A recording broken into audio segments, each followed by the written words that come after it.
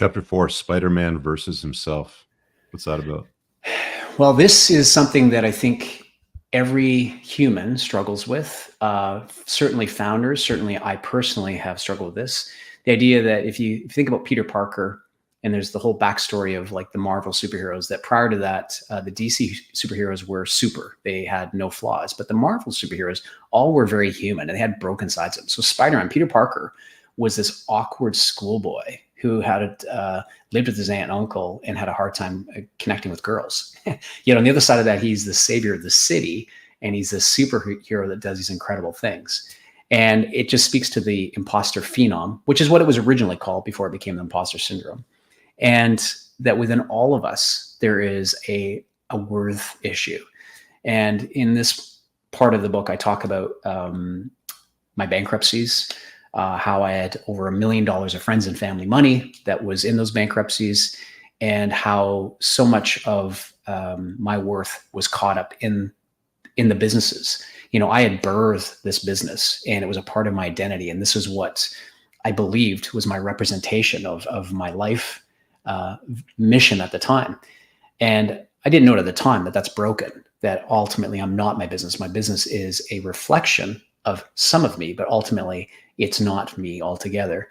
And I just talk about going back through and what are the belief systems that we have in terms of if we have results and actions and attitude that we see above the surface of our lives, what's down below? What is the inner character, and what are those belief systems that drive that?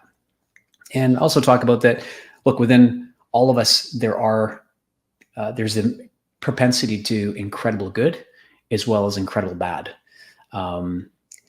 Alexander Solzhenitsyn, I'm going to paraphrase the quote, but he said, if only we could eradicate evil from humanity, but the line of good and evil goes through every human heart, and who's willing to cut away a part of their heart?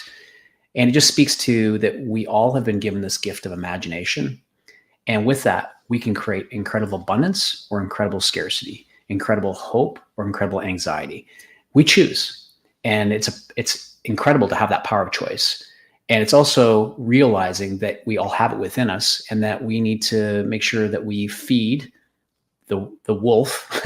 So we talked about in our last podcast, the white wolf and the dark wolf that lives within all of us. Mm-hmm. And the idea that the chief and his grandson are talking and the grandson says, which one wins? And the chief says, whichever one you feed.